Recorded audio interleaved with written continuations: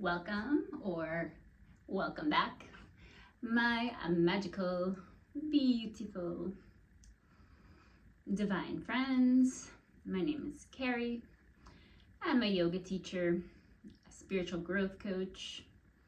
I'm really here to anchor the light and raise the vibration of humanity.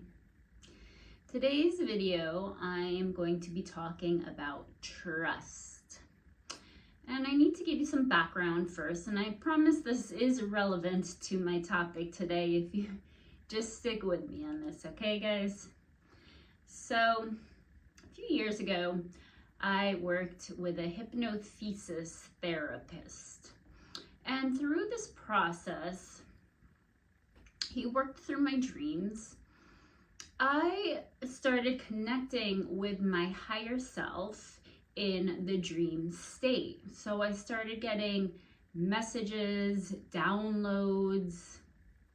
I was really able to tap in to my psychic abilities through my dreams. So I would have dreams, and in the following days, those things would happen. I would even get messages for other people. Really amazing experience. Also, during this time, really got into meditation, and I would still do, I listen to guided sleep hypnosis meditations 8 hours throughout the night, and they have different topics like connect with your spirit guide, get messages from your guides, meet your guardian angel in your dream. They have ones on abundance and, raising your consciousness. If you guys want to know which one I listen to specifically, I can share that with you. It's really very, very powerful. So I met, my spirit guide, one of my spirit guides, two of my spirit guides, a male, a female, and I also met one of my guardian angels. So this brings me to last night. I went to bed, and I've been having kind of a little bit of a difficult couple past weeks. But two things I know to be true. One, life is going to be difficult. Life is going to life. And two, once you come to terms with the fact that life will life and be difficult, life no longer needs to be difficult. So last night, as I was going to bed and listening to my guided meditation, I set an intention, haven't heard from you guys in a while, I might need some guidance tonight. And you have guides and angels as well. We all do. We have many. But the thing is, they won't typically come in, or at least let you know they're coming in without your permission. So I go to bed last night, and I have this dream. And in the dream, basically, I was dying. I lost all my senses. Well, I couldn't walk. My whole body was limp. I couldn't see. I couldn't talk, but I could hear. And my guide, the male, came in, and I've met him before, so he was familiar, and he's the one that always picks me up in my dreams. He'll pick me up and bring me to other places when I need his help.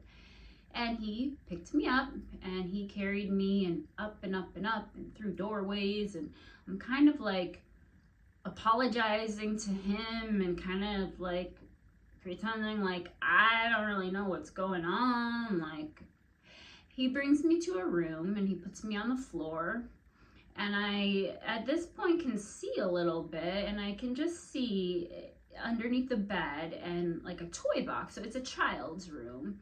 And then I start throwing up in my dream. My stomach hurt really bad, and I'm like, I think I'm dying. And then my other spirit guide, whom I've also met, was very familiar as well, comes in, and she's the female, and she's the one that kind of helps me. She's held me in my dreams before. And she asks me, what is going on? And I'm like, I can't close my mouth. Like I had like the lockjaw. So she starts trying to close my mouth, and my teeth start just breaking, and I'm like, my teeth. So maybe you've had this dream before where your teeth are either falling out or breaking. This is a very common dream. I know I've had it before, and typically this is interpreted as reflecting feelings of insecurity or like a loss of control, a general sense of unease about life, maybe relationships, job. In my case, last night, it was about my health.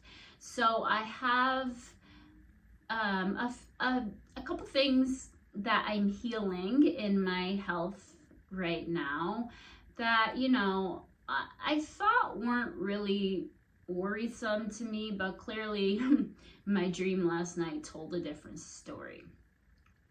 So she starts asking me, are you feeling better? And I'm like, a little bit, but isn't someone gonna call my mom and tell her that I'm dying?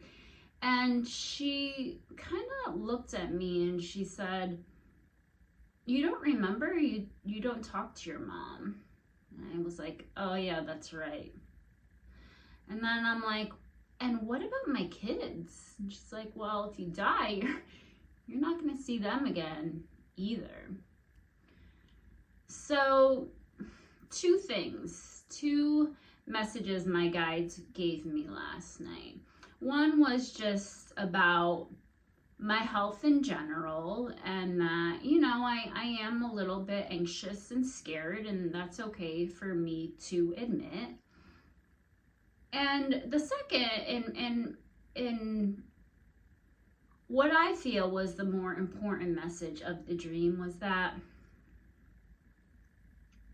I still have a lot of unprocessed grief, okay? So I've done a lot of work.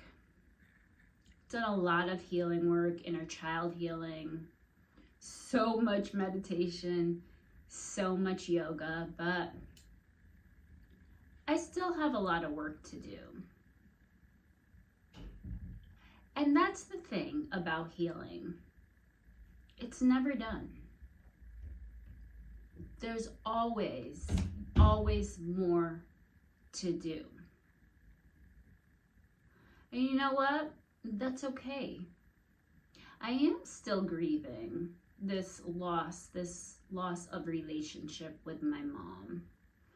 No one really tells you how to grieve someone that's still alive. But the other thing I got out of the dream was that I don't have to carry this anymore for my kids. Because they're okay. They don't carry this. And this is what keeps me going. This healing journey, this breaking the cycle, or, healing the ancestral trauma, however you want to say it, it's hard. It's not for the weak. Literally feels like I'm lighting myself on fire. But at the same time, it is simultaneously just the most beautiful journey I've ever been on. I'm learning so so much about myself and what I'm capable of. I see in real time how it's changed my children. I've broken the cycle for not only them, but their kids and all the future generations. I actually tried having a conversation with my son. We were in the car about this last week, and he kind of said to me in a very nonchalant yet very loving way, like, I don't care, Mom. I'm not worried about it. I don't have time for this. And that was the confirmation I needed that they're not carrying it. They don't have these burdens. My kids are abundant. They feel safe, secure. They have stability. What an amazing feeling. What a gift. To heal your trauma, to break the cycles, to learn to regulate your nervous system. So keep going. Keep going. All right, now I kind of went off on a tangent there. Let's bring it back to trust. So I'm all about, calm being my superpower and calm being the natural state of the mind. And yes, I do believe that to be very much true. But what happens when just the calm isn't accessible to you? That's where trust comes in. So the trust is the gateway to the calm. And I read this to my yoga class this morning, and I wanted to read it here as well. The opposite of worry, anxiety, overwhelm isn't calm. It's trust. Not stillness, not silence, not pretending the storm isn't real. Trust. The kind of trust that doesn't ask for proof. The kind of trust that shows up when nothing else makes sense. The kind of trust that lives within your body long before your head catches up. Think about all the moments you thought it was over. When the door slammed shut, the job or relationship ended, the identity unraveled, and still, something always shifted. Some current underneath the chaos carried you deeper. Not where you planned to go, but where you needed to go. Every breakdown was a breakthrough. Every loss showed you what wasn't meant for you. Every rejection was actually divine protection. Every so-called ending was just a sacred reintroduction to the part of yourself you had forgotten. I bet you never felt calm in those moments because calm wasn't available, but trust was. Wobbly, quiet, still, breathing. The kind of trust that says, I don't know how this plays out, but I know something real is unfolding here. Surrender. And I'm not telling you to give up or give in. Surrender to life, to the still water underneath the choppy waves, to the wisdom that you don't have words for yet. You don't need to feel ready. You will never feel ready. You just need to let go. Let go of resistance. Let go of the fights. Let go of the version of you that only knew how to survive. And in that release, something holds you. Not later, not when it's all figured out, now. So what does that kind of trust look like off your yoga mat? When you're not in Savasana but in traffic.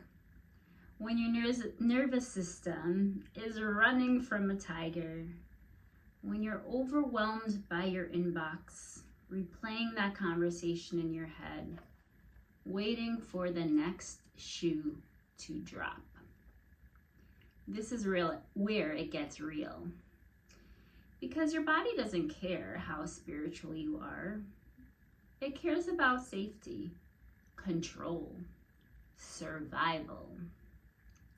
It wants certainty, patterns, and protection. That's what anxiety is. It's trying to protect you. It's your brain saying, if I can just control this, I'll be okay. But trust doesn't come from control. It comes from presence. From choosing to stay soft even when your whole system wants to fight. From saying, I see you, fear, but I'm not going to run. I'm going to breathe instead. This is how you practice yoga in daily life, not just in stillness and silence, but in motion and chaos. It's the sacred pause before you react, the decision to respond with truth, not panic. It's answering uncertainty with embodiment, letting the body feel what it feels without judgment, without needing to fix it. Just letting it move through, like the storm clouds pass, like the waves, like breaths. Trust isn't something you find, it's something you do. It's a choice, not once, but over and over again. In the middle of unknown, without proof, without guarantees. Every time you unclench your jaw, every time you breathe instead of brace, every time you stop rehearsing the worst, Googling your symptoms, and return to right here, the present moment. Not faith as a concept, trust as an action. And slowly, the nervous system learns we're not in danger. We're in transition. Big difference. That's where trust lives. Not in the absence of fear, but in your willingness to stay with it.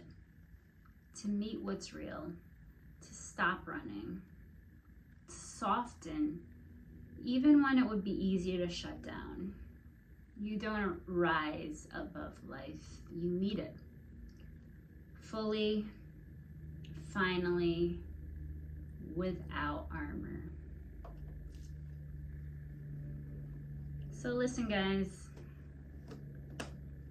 I don't know what you're going through right now, but I do know there is a lot happening. There's a lot happening in the cosmos. March was a lot. Hopefully, like me, you were able to let go and release a lot in March. And April is a month of embodiment. And the summertime is just gonna be magic. By August, everything's gonna be different. You're not even gonna recognize yourself anymore in the most beautiful and magical way. So I don't know who needed to hear this today, but I know I did. So what you guys don't know yet is when I'm speaking to you, my mirror is right here in front of me. I'm talking to myself. This is all stuff I need to be reminded of. I'm not gonna sit here like I'm some healed spiritual guru, very much living a human experience just like you. I still have so much work to do. So yes, I want to share and be of service to you, but this is also just so cathartic and healing for me as well.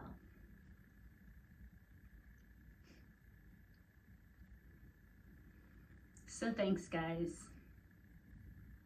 Again, can you just trust, surrender to life? Everything's gonna be okay. I promise. I'm here for you. Your angels and your guides are there for you. You're never alone unless you abandon yourself. So please let me know in the comments below if this resonated at all with you, if you found it helpful. Don't forget to subscribe, like, share this with a friend.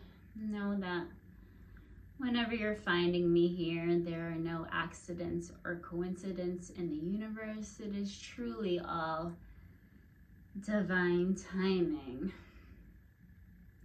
Hey, thanks for letting me be vulnerable.